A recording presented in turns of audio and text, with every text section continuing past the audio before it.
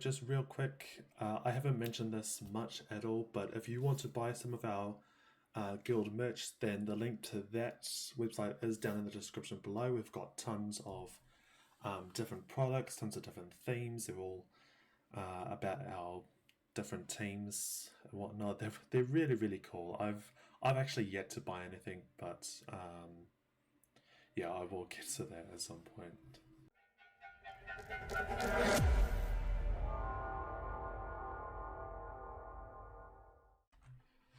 Hey guys, and welcome back to another video. So today we're going to be looking at our kill on Heroic Scale Commander Sarkareth.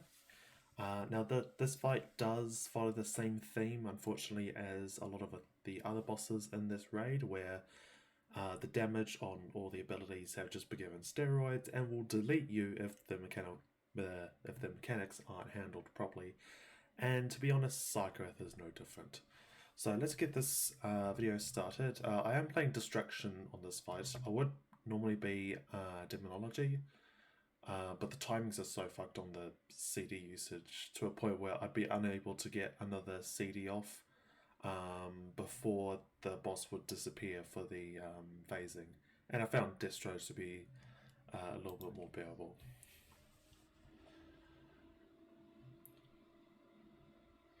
Okay, so off the bat here, we immediately go to our ranged and melee stat groups.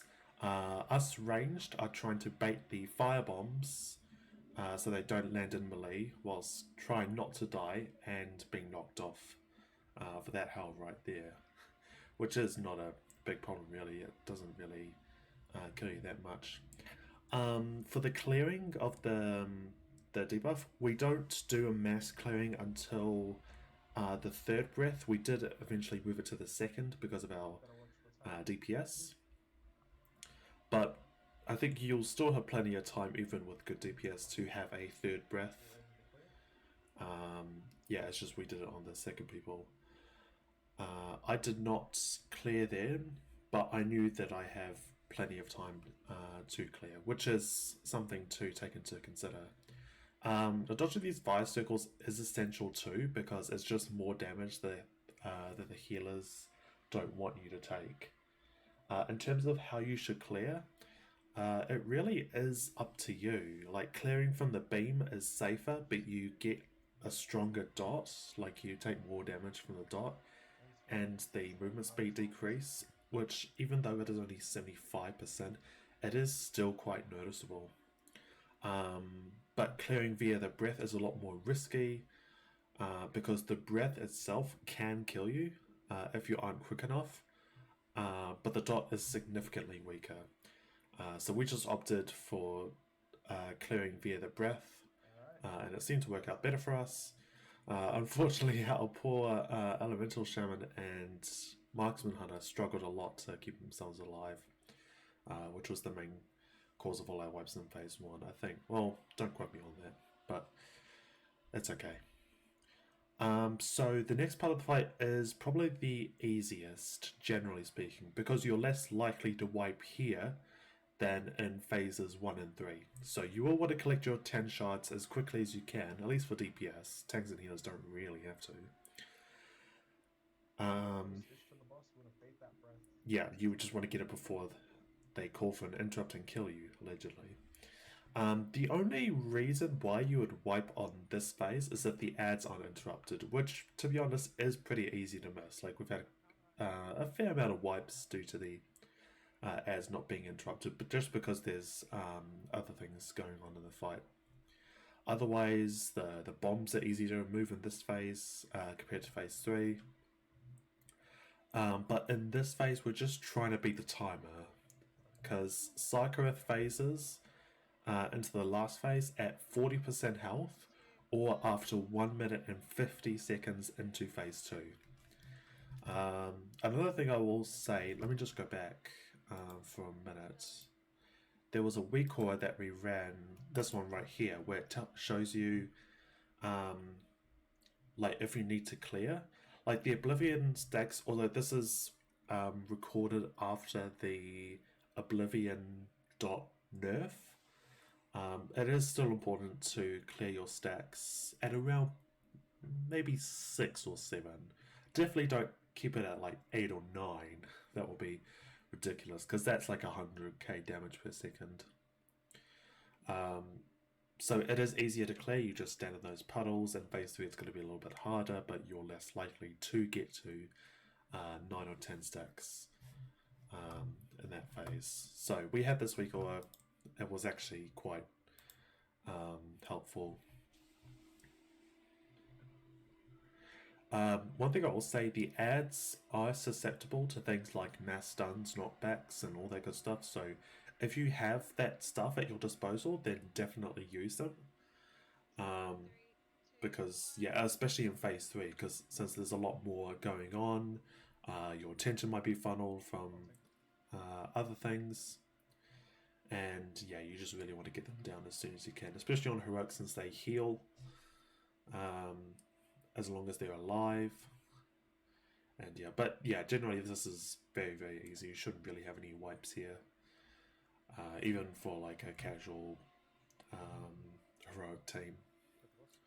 So we're just going to play this out and wait for phase 3 to happen. I will say that the dispels in this phase are pretty easy. There's not much going on during the dispels of this phase. You can just pretty much dispel them whenever you're safe. But we will relook at that in a bit. Focus heads here. We're about to face focus heads. Okay, so yeah, as you can see, the room is starting to get a little bit messy, and he is starting to transition. Okay, so as soon as you transition into phase 3, you're going to get this massive circle, which everyone will need to bait to a certain spot. For us, we bait it right next to the cross marker, like right on top of the gateway. So you'll see we'll do it now. We take the gateway, and then the ads will spawn. And if you don't have gateway, you can also like mass roar and I guess Windrush Tome. Now, why do we do that? Why do we take it all the way over there? Because we want to stack all of the this stuff here. It's like the barrier which you need to hide. So you'll have it in one spot, and generally this spot is going to be really good because this is where most of you are stacking.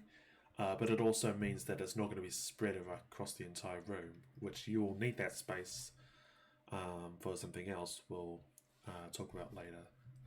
But we'll keep going here. Bombs coming.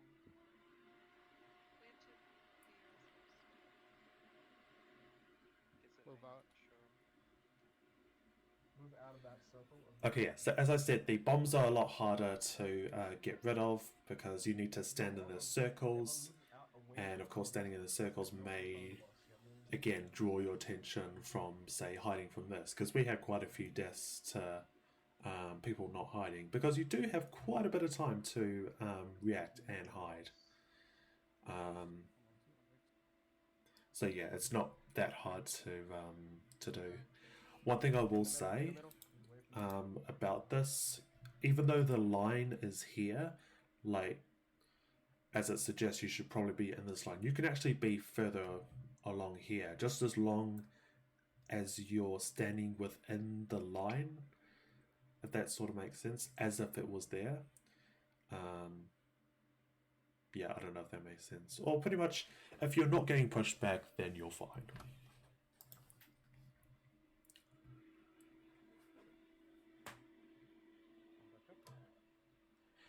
And yeah, but by a mile, this is the most hectic phase. Like phase 1, it was all about the damage because everything just hits so hard. In phase 3, it's all about mechanics management because you've got the stars coming down on you, you've got the bombs that keep coming up, you've got the beams from the sides, which I completely forgot about. I believe we had a recall for that as well, because it's not really clear if the beam is targeting you or like which beam it is, because there's like 2 beams that spawn on opposite sides.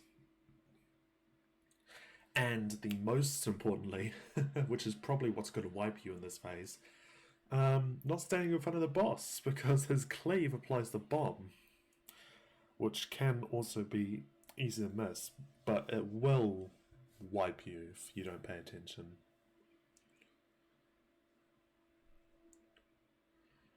But realistically, if you can survive two of the big this thing here, the hiding, you pretty much got it, because more hiding spots are gonna spawn. Things are gonna be less intense, and yeah, it's gonna be great.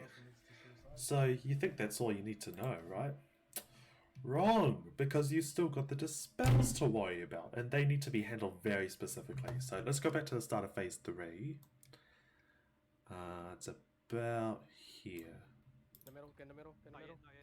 Oh, no, not quite, sorry. Okay, there. Oh, actually, no. A bit more. Okay, right here. So we get that first, this is the very first big circle that we get. So we all take the gateway. We all run to blue. It might be a little bit hard to see. The person with the debuff runs further out to purple. I think that's a purple marker, might be orange. But the idea is that you have the whole raid stacked on one point, and then the person with the debuff just a little bit in front of them, because what's going to happen is that he's going to get dispelled, and it will knock everyone towards the middle and away from where the pillars are going to spawn, which needs to be timed pretty well in order for that to happen. Luckily, this debuff doesn't come up all too often. It comes up every minute or so.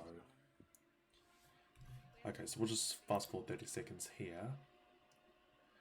This one is actually quite important as well. So you see this person's got the dispel right here. You're actually going to use this dispel to knock everyone away from this circle. So if you're going to be like me, who just out of instincts run towards the edge, the person dispels and then you get knocked off, then that's not going to be very good, which almost happened to me a couple times.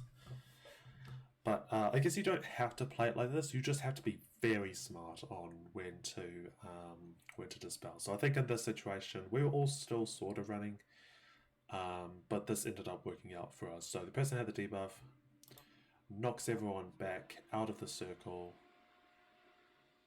and I don't think anyone died from it. Which is ideally what you'd want to have happen. Otherwise, you'll just either fall off the edge or go in a direction where you're going to get cleaved by the boss, which is bad. And where's the next one? I think it just happened. Oh yeah, this one. So I believe this is the final one. If you get another one, then your damage is probably about too low. But this final one is fine because it lines up with pretty much nothing. Like, there's only bombs. Actually, yeah, that's pretty much it. It's just bombs.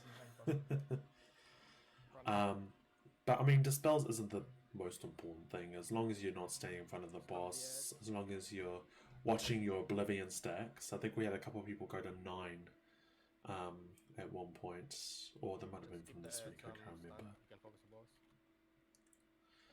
remember. But as long as you can seriously manage this, and a good idea is to sacrifice the people that get the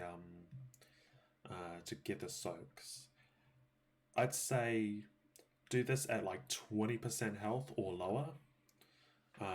Otherwise, just try and soak it, or immune with whatever you got. Defensive spots, everything you've got, guys. Apart from that, I think that's everything you need to know, or at least everything that I can think of. So this took about 33 pulls, which I honestly thought was really, really good for a team that was pretty much assembled about 2 weeks before 10.1 launch. So that was amazing. So I'm really happy with these guys and how far they've come in such a small amount of time. I don't like this fight as a warlock personally because, as I said, none of my cooldowns line up. But I'll have my real thoughts in the Dragonflight boss ranking video, which will come out at the end of the expansion. But anyway, that's all for this video. Just a reminder, if you want to see us prog this live, we might do some Mythic Aberrus, since I believe the Hall of Fame is now closed. So we are able to get our off-realm people in here to do Mythic as well. Yay. I am now streaming on Twitch, by the way. And if you want to tune in to see our raids, then the link to my Twitch channel is in the description, as well as all our other streamers, pretty much, and all of their channels for all their teams. But anyway, guys, I think that's about it. So thank you guys for watching, and I'll see you guys next time. Bye-bye.